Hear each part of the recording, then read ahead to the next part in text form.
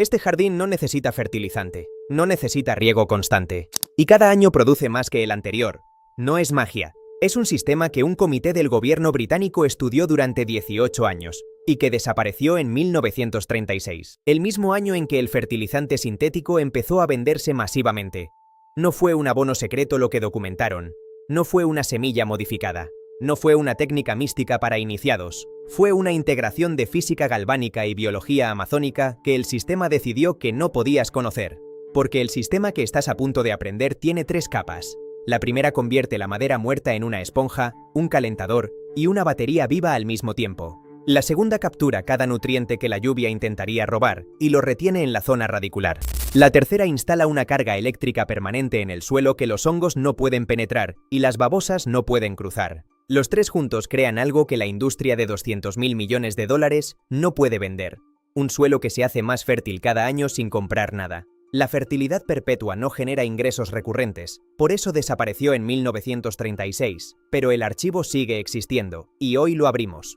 Archivos Nacionales del Reino Unido, referencia MAF 339B13. Ese es el número de expediente del Comité Británico de Electrocultura. 18 años de ensayos de campo. 18 informes intermedios.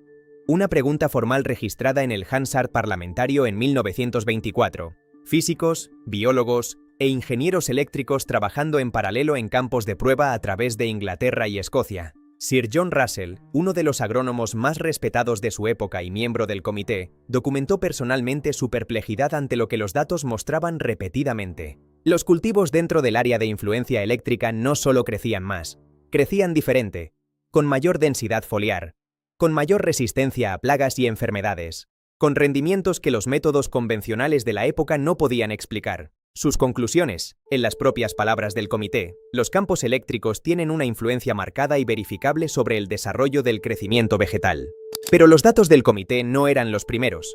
Décadas antes de que el comité se formara, los trabajadores telegráficos habían notado algo que nunca llegó a ser publicado. El pasto que crecía directamente sobre las placas de metal enterradas bajo las líneas de retorno era diferente al de los campos adyacentes, radicalmente diferente. En Yorkshire, un jefe de estación señaló una franja de vegetación de un verde tan intenso que parecía teñida a propósito, corriendo exactamente sobre una línea enterrada. El contraste era visible desde la carretera.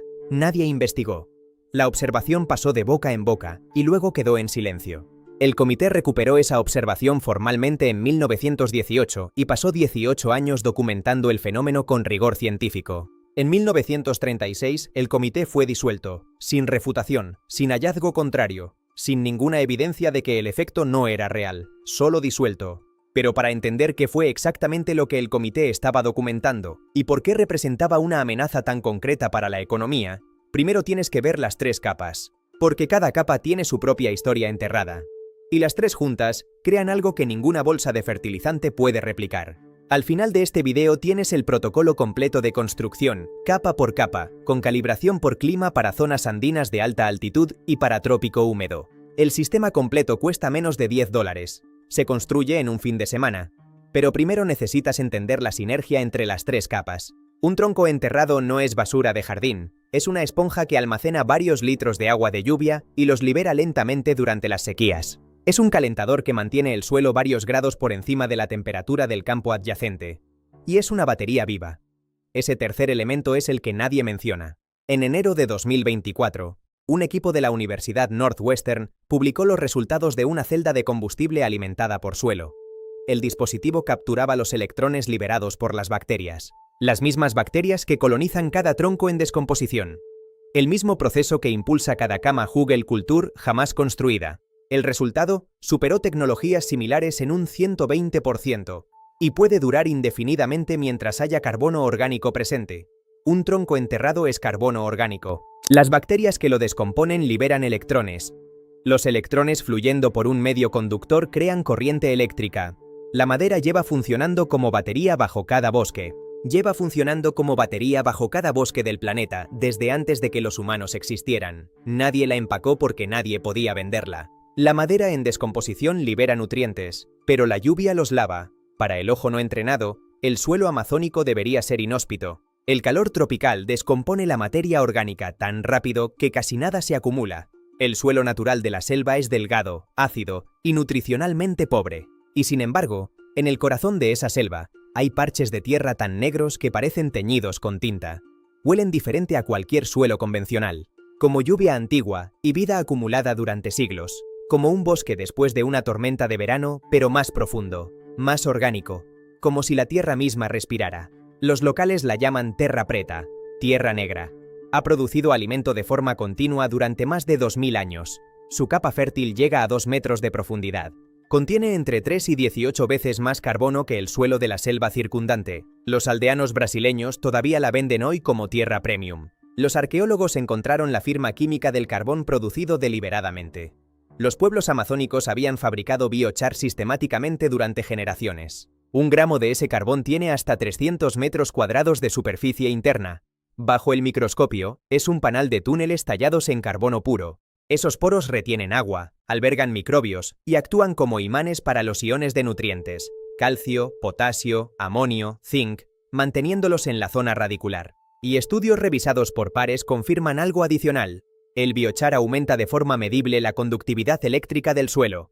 No solo estás enmendando la tierra con nutrientes, estás actualizándola como medio eléctrico. Y esa propiedad es el puente hacia la tercera capa. Alexander Bain enterró una placa de zinc y una de cobre en 1841. El suelo produjo aproximadamente 1 voltio de corriente continua estable.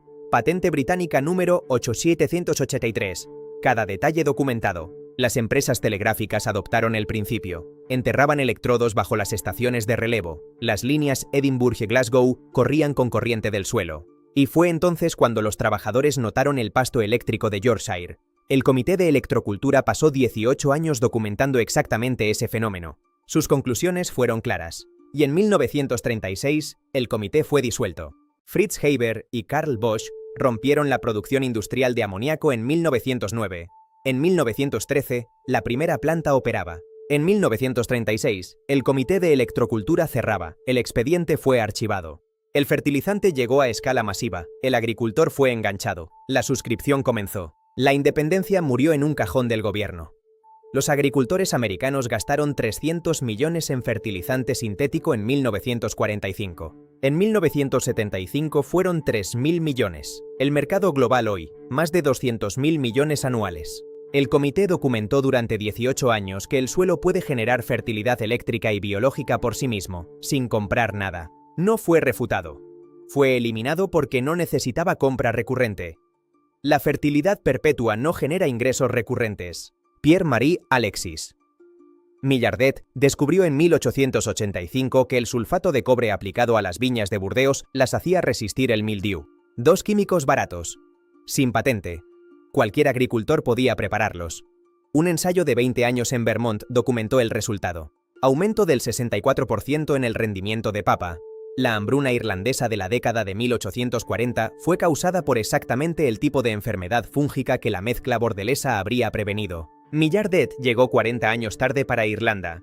En la década de 1930, los compuestos sintéticos patentados comenzaron a reemplazar la mezcla bordelesa. Los ensayos mostraron que los nuevos productos aumentaban los rendimientos entre un 23 y un 35%. La mezcla bordelesa producía el 64%. Los reemplazos funcionaban menos, pero generaban ingresos de licencias. El cobre fue reencuadrado como anticuado. La biología del suelo fue reemplazada por la química del suelo como conversación central. Hoy el cobre es el tercer fungicida más usado en el mundo. California sola aplica 6 millones de libras por año. La industria sabe perfectamente que el cobre funciona. Prefiere venderlo en botellas con marca registrada, en lugar de decirte que un tubo de $2 enterrado hace lo mismo durante años. La terra preta del Amazonas lleva 2000 años produciendo alimentos sin ningún insumo comprado. Eso es lo opuesto de cada sistema agrícola convencional. El suelo convencional se agota, requiere reposición, el agricultor compra la reposición, el fabricante de la reposición gana, el agricultor vuelve a comprar. La terra preta se regenera sola. Los científicos estiman su crecimiento en aproximadamente 1 centímetro por año sin intervención humana. La comunidad microbiana que el biochar alberga continúa atrayendo materia orgánica nueva hacia la estructura del suelo. Las hojas caen, los microbios las procesan, el carbono se incorpora, el suelo construye a sí mismo. Un modelo de negocio no puede existir alrededor de un suelo que se construye a sí mismo. Northwestern University. Enero de 2024. Literatura científica revisada por pares. Celda de combustible alimentada por suelo. Tamaño de un libro de bolsillo. Funciona capturando los electrones que las bacterias liberan al digerir materia orgánica enterrada. Resultado, superó a tecnologías comparables en un 120%. Conclusión del investigador principal. Mientras haya carbono orgánico para que los microbios lo descompongan, el sistema puede durar indefinidamente. Un tronco enterrado es carbono orgánico. Las bacterias que lo descomponen liberan electrones. Los electrones fluyendo por un medio conductor crean corriente eléctrica. Las celdas se demostraron por primera vez en 1911. Lo que Northwestern logró en 2024 fue hacerlas funcionar de forma confiable en condiciones de campo real. El principio tiene más de un siglo de evidencia. La aplicación confiable acaba de ser confirmada. La prueba más directa del sistema galvánico no requiere laboratorio.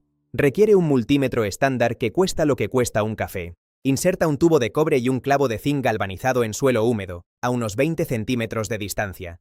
Conecta las puntas del multímetro, una al cobre, una al zinc. Deberías leer entre 0.8 y 1.1 voltios de corriente continua estable. Es exactamente lo que Bain midió en 1841. Es exactamente lo que el Comité de Electrocultura documentó. Y el suelo enriquecido con biochar amplifica esa diferencia de potencial como medio entre los dos metales. La física no cambió desde 1841. Lo que cambió fue quién tenía incentivo de recordarla. Las babosas usan una proteína llamada hemocianina, base cobre, para transportar oxígeno. A diferencia de los mamíferos que usamos hemoglobina de base hierro, esto las hace extraordinariamente sensibles al cobre externo. Cuando el mucus de una babosa toca cobre, el líquido actúa como electrolito. Eso genera entre 0.5 y 1 voltio a través del animal. La babosa se retira inmediatamente y no regresa. Los barcos de Cristóbal Colón tenían los cascos forrados de cobre en los años 1490 para prevenir exactamente el daño de moluscos perforadores. La Marina Real Británica estandarizó el forrado de cobre en toda su flota en 1780. El mismo principio electroquímico detiene una babosa en tu jardín hoy. Si tu jardín necesita más insumos cada año para producir lo mismo, suscríbete a Raíces Olvidadas ahora. Lo que viene a continuación es el protocolo completo. 3 reglas no negociables antes de empezar. Nunca uses madera tratada a presión. Contiene arsénico y compuestos diseñados para matar vida biológica. Nunca uses madera de nogal negro. Libera juglona, letal para tomates, pimientos, berenjenas y papas dentro de su zona radicular. Nunca uses madera pintada, teñida o barnizada. Los solventes y metales pesados se filtran al suelo donde creces alimentos. Madera sin tratar, de hoja caduca, con los primeros hilos blancos de colonización fúngica visible en la corteza. Eso significa que el motor de descomposición ya está en marcha. El protocolo. Capa 1. La madera. Excava el cantero a 60 centímetros de profundidad. Coloca los troncos y ramas más grandes en el fondo. Roble, arce, madera de frutales. Evita cedro y secuoya. Rellena espacios con ramas menores. Cubre con hojas secas o restos de cocina para nitrógeno. Esta es tu esponja y tu batería viva. Capa 2. El biochar. Opción comprada. Carbón vegetal de madera dura de ferretería. Nunca briquetas. Contienen productos químicos de encendido. Opción propia. Tambor de metal con orificios en la base, madera seca adentro, fuego encendido por arriba. El proceso carboniza la madera en lugar de reducirla a ceniza. Cuando esté negra pero conserve su forma, apaga con agua. Antes de enterrar cualquier biochar, cárgalo. Remójalo 48 horas en té de compost o emulsión de pescado. El carbón fresco absorbe nutrientes en lugar de aportarlos. Este paso es obligatorio. Extiende el biochar cargado en 10 a 15 centímetros sobre la madera. Capa 3. El sistema galvánico. Cubre el biochar con 15 a 20 centímetros de tu mejor tierra. Aquí plantas. Tubo de cobre tipo M, el más delgado y económico. Tubo de 30 a 45 centímetros. Lija la superficie para eliminar el óxido. Perfora 6 a 10 orificios en los 2/3 inferiores. Entierra verticalmente en el centro del cantero. Deja 10 a 15 centímetros sobre la superficie. Un tubo por cantero de 120 Kis 240. Opcional, clavo de zinc galvanizado a 20 centímetros del tubo. No exageres. Con multímetro deberías leer entre 0.8 y 1.1 voltios. Cuando caiga bajo 0.5 voltios, reemplaza el clavo. En zonas de alta altitud, los Andes colombianos, ecuatorianos, peruanos, bolivianos, por encima de los 2000 metros, las temperaturas nocturnas son bajas y los suelos tienden a ser más densos. Aquí el sistema de madera enterrada funciona como calentador activo con mayor eficacia que en cualquier otro clima. La capa de madera puede ser más gruesa, hasta 40 centímetros, porque la densidad del suelo facilita la retención del calor generado. El tubo de cobre necesita entre 8 y 10 orificios de perforación porque el suelo más denso reduce la circulación de humedad.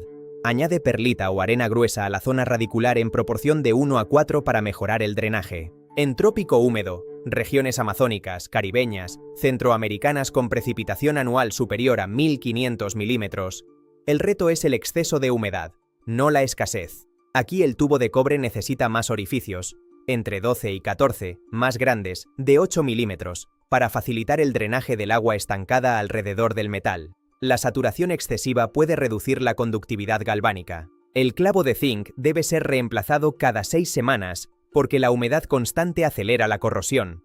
El biochar actúa como regulador crítico en este clima, equilibrando la humedad del sistema durante todo el año. En ambos casos, el principio galvánico es el mismo, solo cambia la calibración del medio entre los metales. El cálculo: fungicida sintético por temporada, 8-15 $. Antiplagas, 10-15 $. Suplemento de cobre, 8-12 $. Compost, 15-20 $. Total por temporada, 60-100 $. En 10 años, 600-1000 $. Madera muerta, costo cero. Carbón vegetal, 4 tiaros. Tubo de cobre, 2 $. Clavo de zinc, centavos. Total, menos de 10 $. Una sola vez. Un modelo de negocio completo colapsando frente a un experimento de 10 $. El Comité de Electrocultura pasó 18 años documentando que el suelo puede generar fertilidad eléctrica y biológica sin comprar nada. Sir John Russell y sus colegas vieron los datos. Vieron el pasto eléctrico de Yorkshire. Escribieron 18 informes. En 1936, alguien cerró el expediente. No con una refutación, con un cajón. La Terra Preta lleva 2000 años produciendo alimentos en el Amazonas, sin insumos comprados.